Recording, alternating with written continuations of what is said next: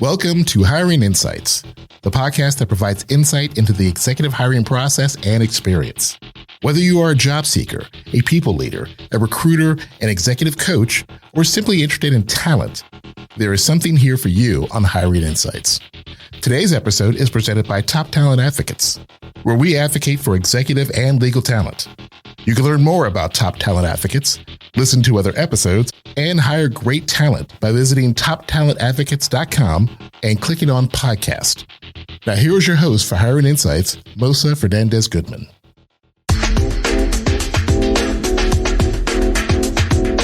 Welcome to another episode of Hiring Insights. Today, my guest is Dimitri Mastrocola, who's described on LinkedIn as Wall Street's best connected executive legal recruiter. After attending undergraduate and law school in Canada, Dimitri entered private practice in Montreal, Quebec, and eventually moving to New York to work for Sherman & Sterling, LLP. After leaving private practice, Dimitri joined Citibank as Senior Vice President and Associate General Counsel, and has spent the last 16 years working for Major Lindsey in Africa as an executive search consultant, recruiting chief legal officers and their teams. Please join me in welcoming Dimitri to another episode of Hiring Insights. Dimitri, welcome to the show, and thank you so much for joining us today. Sure. Thanks for having me, Mosa. I'm wondering if you could start off by just sharing a little bit about your background, who you are, and how you came to be in your current role. So I am a search consultant at Major Lindsey in Africa, one of the world's largest legal search firms. I'm a former practicing lawyer, having practiced both in private practice and as an in-house lawyer in a large financial services firm in New York. But for the last 16, almost 17 years, I've been with Major Lindsey in Africa, focused on placing general counsels and their teams within the financial services sector. Dimitri, there are a number of search firms, and there are a number that are focused specifically on the legal market. I'm wondering if you might just share a little bit more about Major Lindsey in Africa and what makes Major Lindsey in Africa great. Sure. So Major Lindsey in Africa is a search firm that was founded 40 years ago and was kind of a pioneer in legal recruitment in the United States. We have since grown to be a global search firm with over 200 search consultants, most of whom are former practicing lawyers. And at this point, MLA is synonymous with the legal profession. We conduct more general counsel and in-house counsel searches for clients than every other search firm combined. We also conduct searches and recruit for our law firm clients who are looking to add lateral talent at the associate and partner level. So it's a very robust recruiting platform, intensely focused on lawyers in the legal profession. And I think we're one of the best at it. That's great. And obviously Top Talent Advocates works with a lot of attorneys, and I myself am an attorney. But I hope for the listeners out there who are not attorneys themselves, or who might have wanted to turn off this episode as soon as they heard attorney, that they take a moment and learn that so many of the insights you're going to share with us on this episode are applicable to candidates generally. And while there are elements of a search that are unique to the legal profession, my assumption, and maybe you can correct me on this, Dimitri, is that the process and some of the things that you'll be sharing with us today are certainly applicable to non-attorneys as well. Is that a fair statement? Very fair. So as a search firm, if you're recruiting for a general counsel or chief legal officer, or say a chief financial officer, a COO, or even a CEO, the process is very, very similar. The candidate pools are different, but the search process and the considerations that come into play in terms of the hiring entity, the hiring manager, the search firm are the same. So being an attorney and having developed an expertise in the field that you're recruiting for, I was wondering if you might be able to share a little bit about your experience in becoming a recruiter or a search consultant. Just a few words, if you would, about what drove you to do that. It is a different path. Recruiting isn't something that most people take on as a primary career. It's usually something that one kind of backs into as a second career after a number of years in a primary career. So my primary career was in law. I was a practicing lawyer, both in private practice and as an in-house lawyer.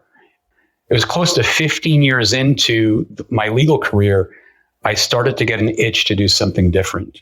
And I was very proficient as a lawyer, but I wasn't passionate about it.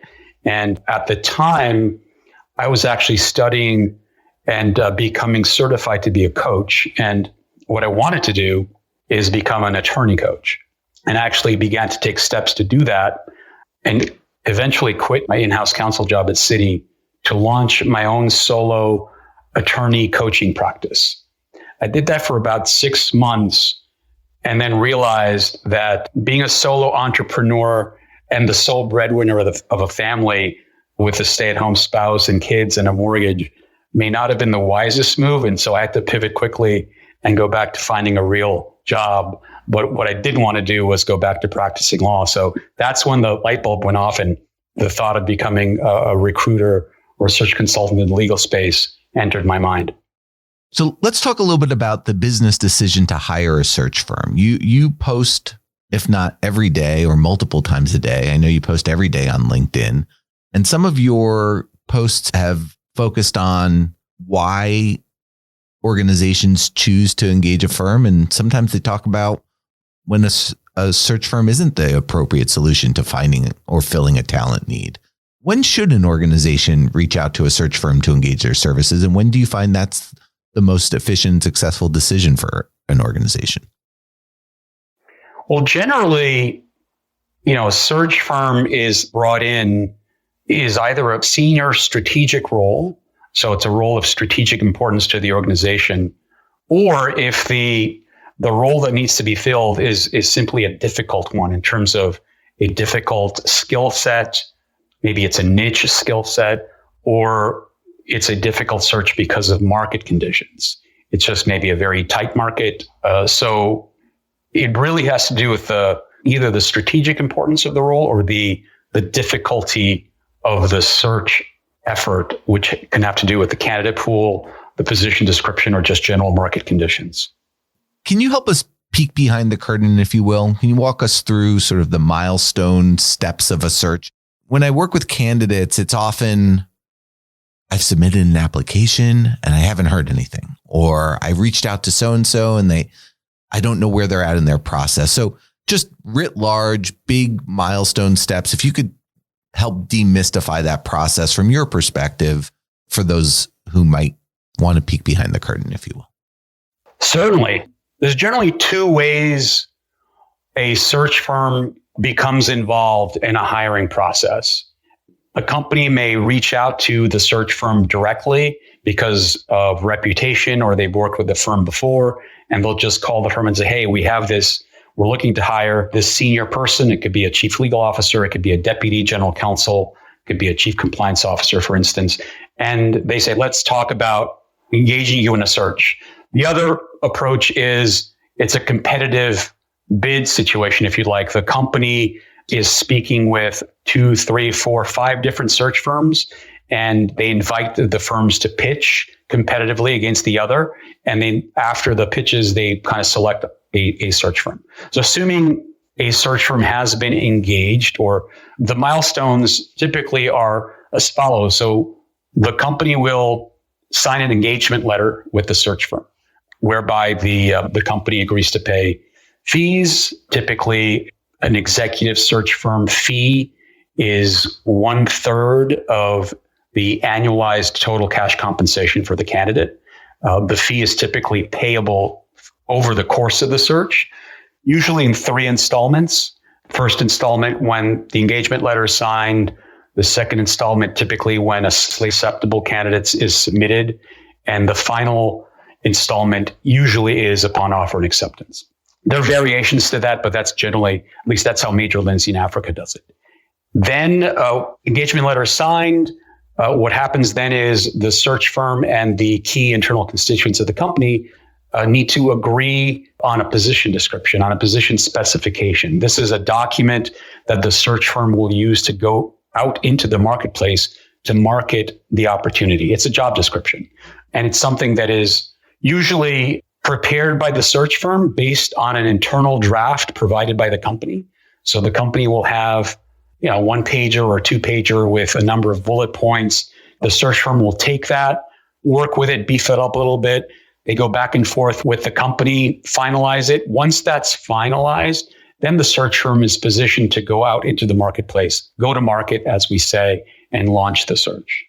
And the outreach begins almost immediately. And over the course of the first, say, 2, 3, 4 weeks, the search firm will go out into the marketplace, engage with potential candidates, determine preliminary interest, have some preliminary screening interviews.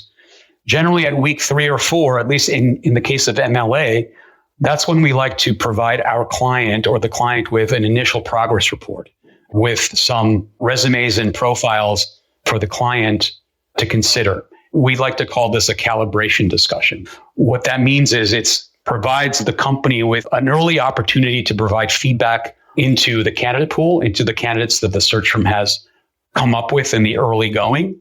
And it enables both sides to course correct if needed, to adjust sales and to kind of optimize the continuation of the candidate sourcing effort.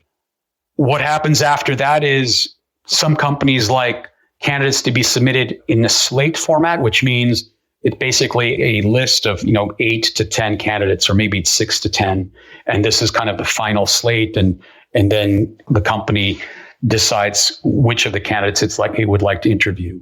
The other approach is to submit candidates on a rolling basis. So after the initial calibration candidates, let's say after week 3, then the search firm may, if the client prefers, submit candidates in maybe groups of 2 or 3 in supplemental slates, 2 or 3 times. So rolling basis.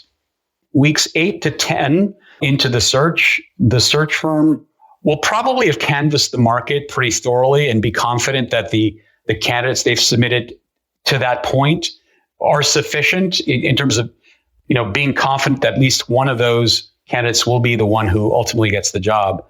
And then what happens after week 10, it's all about scheduling the candidates with the interview teams of the company and kind of aligning calendars, making sure people are available, vacations come into play, holidays, travel. So for a senior role, let's say it's a chief legal officer role, it's not unheard of for the process to go 6 months, maybe even 8 months from start to finish. If it's a lesser role in the legal team, deputy general counsel or an assistant general counsel role, that's could be a 3 to 5 month process start to finish. Those are the major milestones, I would say. That's incredibly helpful. And I think a lot of the folks listening to this episode or either taking notes or will rewind to understand what's going on from the employer's perspective. But of course, it's a very different experience on the candidate side. And this is something that you often write about on LinkedIn. And, 3 months or 8 months, if I were to talk with some of my more senior level, say legal talent, they would be elated over the prospect of getting or thinking of their searches only taking 6 months. Of course, it can take for some of the elite positions and the higher compensated positions in the country. It can take much longer than that. So I wonder if you might join me now in switching to thinking about the candidate's experience. Can you give us some general advice for a job seeker? Sure. The first thing I say is you've got to be patient. If you're a job seeker, and particularly if you're a seeker for a C-level role, whether that's general counsel, chief legal officer, or even CFO, COO, et cetera, you've got to think about a 12 to 18 month timeline to find the right fit for yourself. So that's point number one, is be realistic about how long it'll take. And it usually takes longer than you think. The other major points is you've got to approach the job search process methodically with discipline, and you need to be consistent about it. And you really need to treat it like a true project. And you need to apply kind of project management discipline to the entire project. You can't be haphazard about it. Any job search requires kind of a weekly commitment of time to network and do research and plan and strategize. And so I always counsel, when I've got my candidate coach hat on, I tell potential candidates that they need to take this very seriously. And you can tell what somebody's priorities are by looking two places, their checkbook or their calendar. In this case, it's the calendar that's most important. I tell candidates to block time on a recurring kind of weekly basis in their calendar to devote to the job search, whether that means doing research on LinkedIn or Indeed.com or other online databases to look for opportunities, whether that means thinking about or thinking through who to network with. Having weekly time devoted in the calendar is extremely important. And putting in that weekly time consistently is much better than doing it once a month and spending 5 hours on a weekend. I'd rather have somebody spend 45 minutes or 30 minutes once a week to devote entirely, do some deep work on the job search than to spend 6 hours on a weekend once every 2 months. So it's the weekly consistency that's extremely important. If a candidate wants to advantage themselves in the light of a search firm or wants to simply get noticed, what advice would you give to an executive level job seeker? There are a number of things an executive level job seeker could be doing. Let's talk about how to get noticed or get on the radar screen of relevant search firms. A job seeker can do some research in terms of which search firms might have the clients or the search assignments of the type that could be relevant to him or her. And these could be generalist executive search firms, or they could be specialist executive search firms. I would consider Major Lindsey in Africa more of a specialist firm because we have a functional focus on legal. The generalist executive search firms, for instance, have a legal practice, a financial practice. But how do you get on the radar screen of a search professional? I think the easiest way to do it is via email. Identify the person you want to introduce yourself to, craft a brief, respectful email, attach your resume, and simply ask the search firm or the recruiter to be placed on that person's radar screen for potentially appropriate opportunities. And maybe describe in the body of the email what a potentially appropriate opportunity could look like for you. You need to thread the needle there in that message in terms of being too focused or too general in terms of what you're looking for. But your resume will speak for itself. And what you want to do is ask the search professional to add the resume to their database and to keep you in mind if something appropriate were to come up with one of their clients, and to contact you at any time should a potential match occur. That's the easiest way to do it. Some candidates still go further and kind of push for a phone call or a meeting, and that's fine. I get where they're coming from. I wouldn't push too hard, but it's fine to ask. All I would say there is, a search professional's primary role is to conduct searches on behalf of its clients. So a search professional's ability to help any individual job seeker is entirely contingent upon that person having the right search assignment at that time. And when most job seekers approach a search firm, it would be incredibly unique for that search professional to have a live assignment that's a match at that time. Usually the email comes in, the search professional promises to keep the person on the radar screen, and they may actually have a conversation 3 months later, 6 months later, or 12 months later when the right opportunity materializes.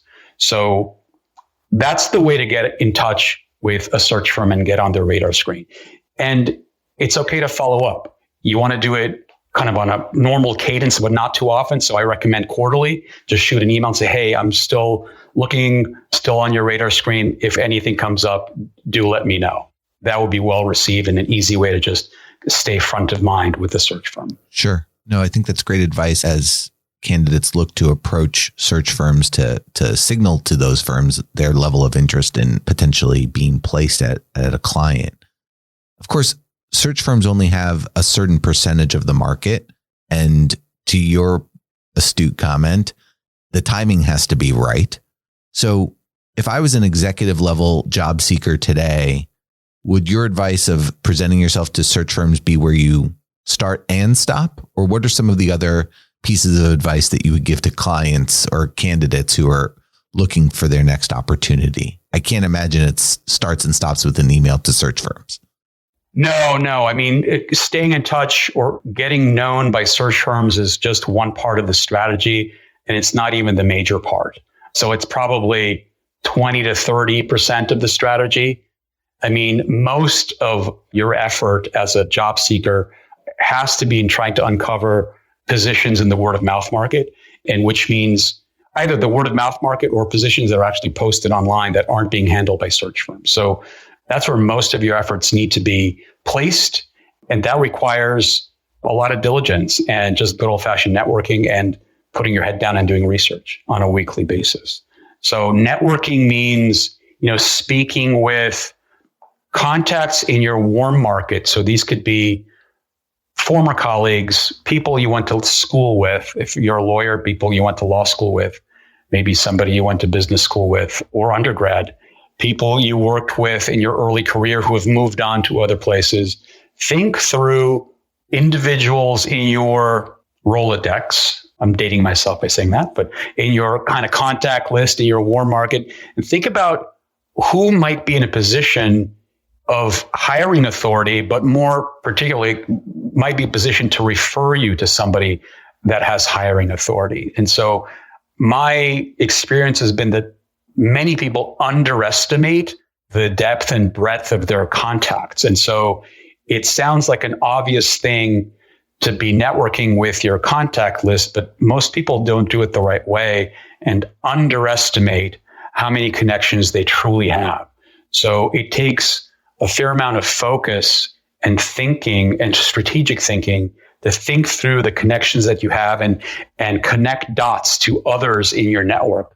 That's the first thing anyone should be doing, is thinking through their contact list and the potential connections. And what you want to do is let the right people know that you're interested in hearing about opportunities. You don't want to sound like you're interested in jumping out the door from your present employer, but you want to frame it in terms of wanting to plug in to the flow of information, wanting to keep your ear to the ground to hear about leads. So if they hear about something interesting, they should call you and let you know about it, because you just never know. It might be a great fit for you, or it could be a great fit for somebody you know, somebody in your network. The other thing I recommend is in the networking process, it's really important to keep the principle of reciprocity in mind. So you don't want to be that person who's constantly out with their hat in hand, asking for referrals and recommendations. You also want to reciprocate and say, hey, and be sure to offer your help and assistance to that person. If there's anything I could ever do to help you or to refer you to somebody or to connect you with somebody, please let me know. So you want to come across as, yes, you're asking for referrals and connections, but you also want to be a connector yourself. Dimitri, I think you've accurately summarized a significant portion of the work that we do with our clients when we're helping market them, which is to help open doors, help make connections for people both within our networks, but also helping them really mine their own network. I think your statement of people often underestimate the power of who they know, and more importantly, the people who they know. And that's such an important thing to do when looking for your next role. I'm going to make a bit of a joke here and say that we met online, which is not too far off, because I think our first exchange happened through LinkedIn, and I was prompted to contact you when I saw some of your posts on LinkedIn. And I'm curious if you have any recommendations or guidance for candidates, active or passive candidates, when it comes to social media, both in terms of presentation of their profiles and their activity by way of getting noticed and presenting themselves. I do. I mean, I was kind of an early adopter with regard to LinkedIn. I saw the value of LinkedIn as a networking platform early on. It's been about 10 or 12 years now that I've been active on the platform. So I think LinkedIn is critical and necessary component of somebody's job search strategy and more broadly, just personal branding strategy. So if you don't have a LinkedIn profile, it's like not having a cell phone at this point or a cell phone number. You need to have a LinkedIn profile that is... Or a Rolodex. Or a Rolodex. Do people know what a Rolodex is? Maybe the Gen Xers do, but we digress. So having an optimized LinkedIn profile is a must, which means it's basically an online bio. You should have a professional looking headshot. You should take care to have an interesting headline. That's probably the most important piece of real estate on your LinkedIn profile is the headline right beneath your name and photo. So, and it should be something a little bit more creative than just the title of your job. But everyone should have a LinkedIn profile. And that's kind of table stakes at this point. And you should try and connect with people in your network, people that you know, your colleagues, former colleagues, friends, professional contacts, professional advisors, and the like. And a lot of networking begins with LinkedIn, with simply being on LinkedIn and connecting with people. But it's more than that. I mean, you can use LinkedIn actively to enhance your visibility and your public profile by posting, by creating content. And it doesn't have to be very extensive. You can begin by, liking and commenting on other people's posts and being thoughtful about it. And that can expand to beginning to write your own posts. And it could be simply just sharing an anecdote or an observation or your experience about things. I don't think you need to be as active as I am, for instance, but being on the platform with an optimized profile that's sprinkled with the right keywords. What I mean by that is think about how a search professional might be looking for a candidate. They're doing a keyword search with usually skill set based keywords or position based keywords. So think through like the types of keywords that somebody might be using to find someone like you, and make sure that your LinkedIn profile has those keywords sprinkled throughout, the description of your various roles, because that will pop in a search. It'll make you easier to be found. The other thing I would say is on the topic of writing posts on LinkedIn, which is, I guess, a form of blogging, if you like. If you have an opportunity to write and publish something or to be involved as a speaker, those things are incredibly valuable to a potential job seeker in enhancing that person's brand and making that person visible to recruiters and to hiring managers. Sage advice. Thank you so much for that. So if you had to give a candidate at the executive level or a more senior level within an organization a piece of advice in today's market, what would that single piece of advice be? Tough question, maybe, because there's a lot and you've already shared a lot of them. But what would you say your best piece of advice for someone looking for their next role would be? Network. The single most important thing you could be doing is networking in the word of mouth market, which unfortunately is the component of the overall strategy that is the most labor intensive and the most time intensive and the one that requires the most discipline and consistency. But networking with your peers, colleagues, former colleagues, your Rolodex, letting them know what's going on with you and doing so throughout your career, not just waiting to do it when you need to. My advice is always, it's prudent career management, even if you're very happy wherever you are, is to continue to network and to never let your networking efforts really fall by the wayside. It's something that you should be doing regardless of your level of happiness and satisfaction in a role, and not something that you should be waiting to do only when you need to, when you're looking for a job. So, Dimitri, your advice around networking, your advice around working with search firms, what other resources, tools, services might you suggest candidates consider? No, great question, Mosa. There's a range of professional advisors and informal advisors that candidates or job seekers should think about. Because let's face it, in my role as an executive search consultant, my time is limited in terms of being able to provide individual one-on-one assistance to a job-seeking candidate. But there are professionals whose entire job description is to assist people in that situation. So there are people like yourself who are kind of candidate-focused advisors that candidates should reach out to. And then the other category is professional coaches. There are attorney coaches for lawyers. There are coaches in every function and profession that are executive level coaches whose role and purpose is to assist a candidate with thinking through and strategizing career satisfaction, a job search. I think it's an investment. It's a financial investment to work with those types of professionals like yourself and some of those executive level coaches that I mentioned. But I believe it's the smart candidates, the smart job seekers who do that are investing in themselves. And that's never a bad bet to take. So, Dimitri, one of the things that the people I work with and my clients are eager to get to is to the point in a search where they're negotiating compensation. Compensation is part art, part science, and driven by a multitude of factors. What advice would you give to a candidate as they evaluate and potentially negotiate the compensation for their next opportunity? Great question. In my mind, it depends on whether the opportunity is a search firm-led opportunity and whether it's one that the candidate is kind of negotiating or discussing directly with the potential employer. In the case of a search firm-led opportunity, generally the compensation discussions and negotiations are done through the intermediary of the search firm.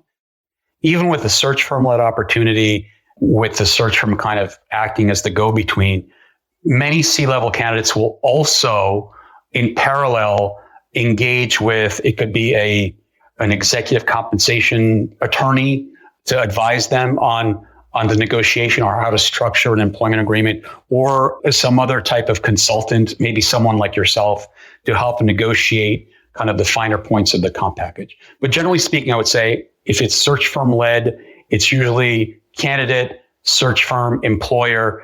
Everyone's kind of aligned and motivated to come up with a win-win solution for the two sides and for the search firm. In situations where it's the candidate or the job seeker negotiating directly with the company, and there isn't a go-between that can advocate on behalf, formally advocate like a search firm on behalf of the candidate. I think some candidates try and do it directly. That may be fine for a lower level position, but at the C-suite level, I think a smart candidate will have an advisor. And again, it could be an attorney, an executive compensation attorney, it could be a coach, it could be someone like yourself, Mosa, who can assist the candidate, not only negotiating, but getting a really good sense of benchmarking compensation and making sure what the candidate is thinking of and expecting is in line with the market, making sure that what the company is offering or putting on the table is realistic. So having a professional advisor and advocate at that stage is truly important. And again, it's an investment that's well worth the money. As your clients vet candidates, what types of things are they looking for in the interview process? And what types of things send off the red flags? We have a saying in terms of the important things in the interview process. It's that, at least from the candidate side, you need to pass the chemistry test before you pass the math test.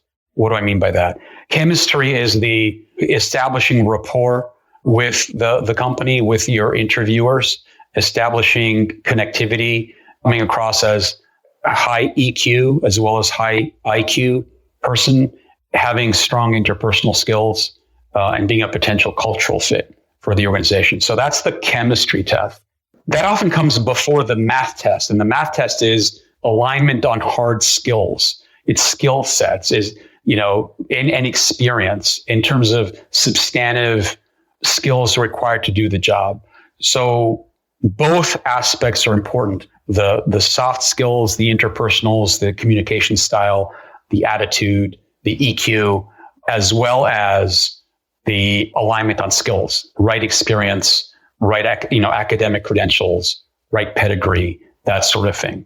So clients are looking for kind of a plug and play solution to their talent problem. They want somebody who can hit the ground running from day one. And what that usually means is someone for the role who's done a similar job at a similarly situated company in a similar industry. and who has kind of the interpersonal attributes that will work well in the organization. So building on that, what advice do you have for candidates when they're sitting down or maybe even initially on a phone call when it comes to interviewing for their next executive level or senior level role? The number one piece of advice, it's going to sound obvious, but it really isn't, because many candidates don't do this well, is prepare and do your research on the company and the people you're meeting with.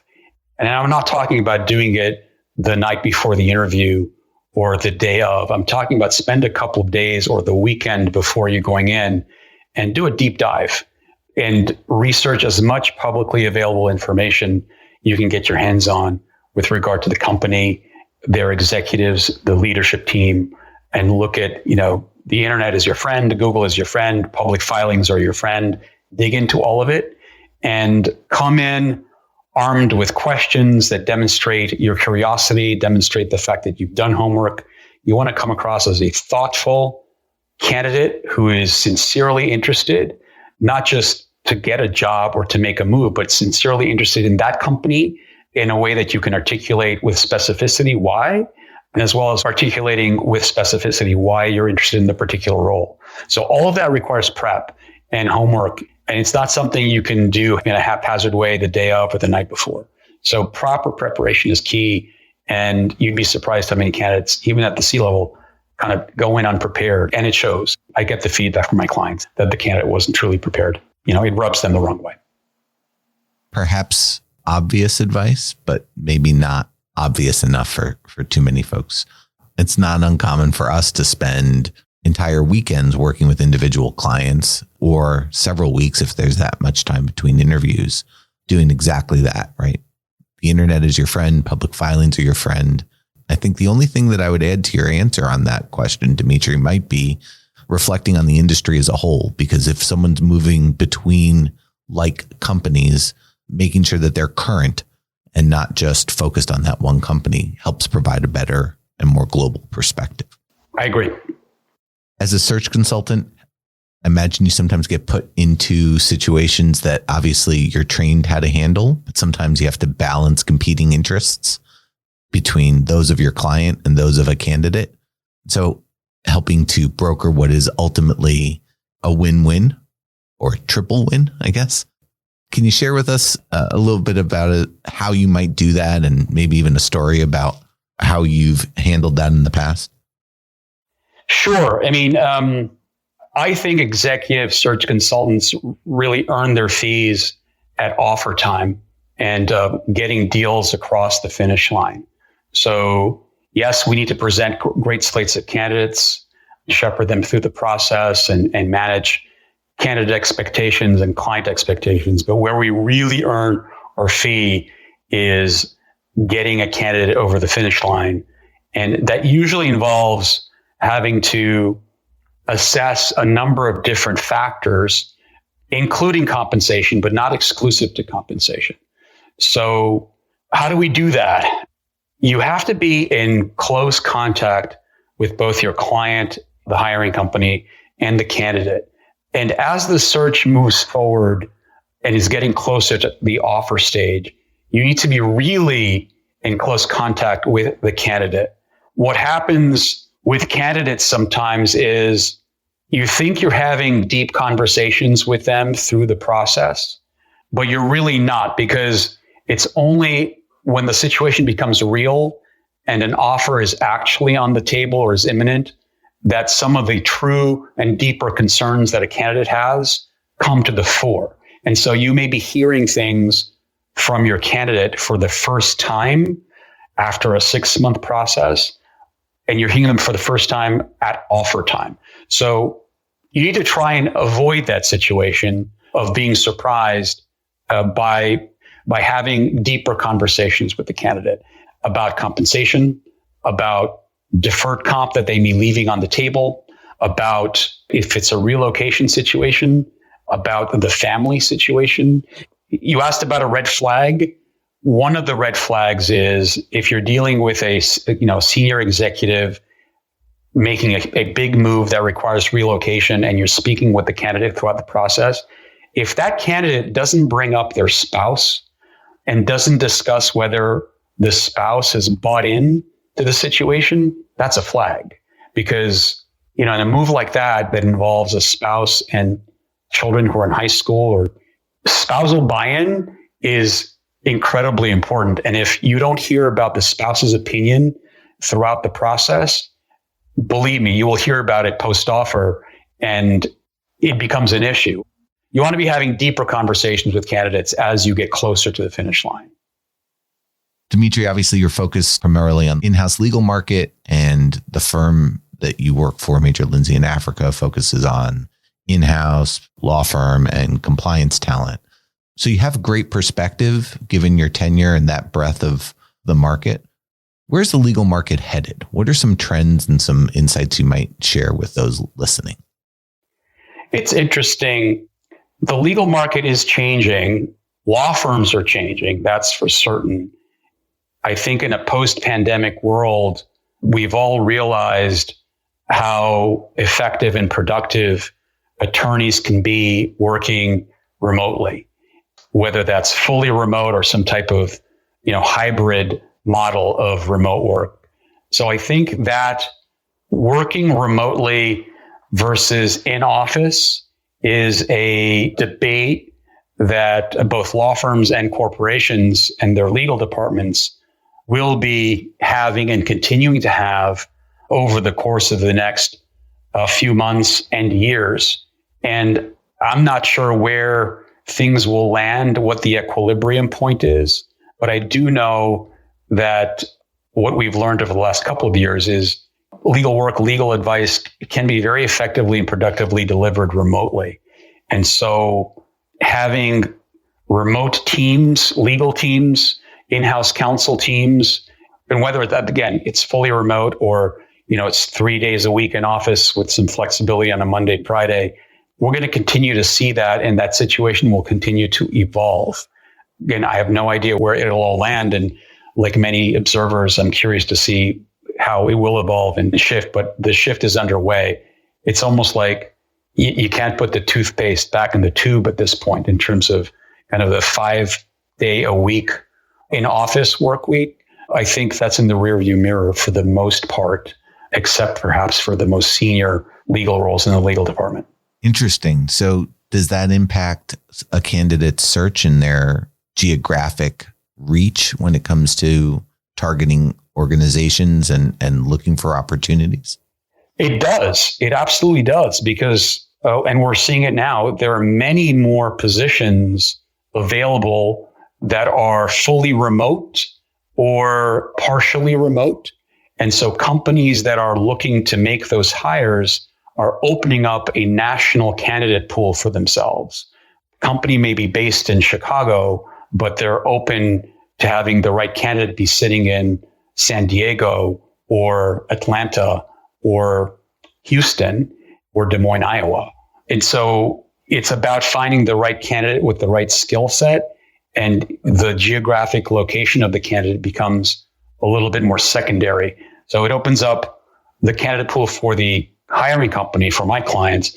But from the candidate perspective, it's also beneficial because you're able to compete and vie for opportunities and companies regardless of where you're located. So you could be sitting in New York City, but you're applying for a role in Seattle and it's a full-time role. And maybe you travel to Seattle once a quarter, but the rest of the time you're working in your home in New York City. So I think it's a win-win for both sides. As we end every episode on Hiring Insights, we make sure that we, as a token of appreciation, make a contribution to a nonprofit in honor of our guests. And I'm wondering if there's a particular nonprofit that you might like us to support today. There are a number, but one of them that jumps to mind is an organization called Vitamin Angels, vitaminangels.org. It's an organization that provides nutritional support by way of vitamin and mineral supplementation to children in underserved communities across the world. We will make that contribution. Very worthy cause. Thank you so much, Dimitri, for being on today and If someone wanted to write you a thoughtful email to let you know of their candidacy for a particular position or interest in making a move, or wanted to engage the services of MLA, what's the best way to get in touch with you or with your firm? Probably the best and easiest way is to look me up on LinkedIn. So just search for me, Dimitri Mastrocola, and my email address is right there on the profile. So shoot me an email. That's probably the easiest way to get in touch with me. It's my work email that's right on the LinkedIn profile, and we can set up some time to talk. Dimitri, we can't thank you enough for being on the episode today. Your insights and advice, both online and on today's episode, are tremendously helpful to those looking for jobs and those actually hiring as well. So thank you so much for being on today. You're very welcome. Thank you for having me, Mohsen. It's been a pleasure. Thank you for joining us on Hiring Insights. Remember, you can learn more about Top Talent Advocates and listen to other episodes by visiting toptalentadvocates.com and click on the podcast link. You can also email us at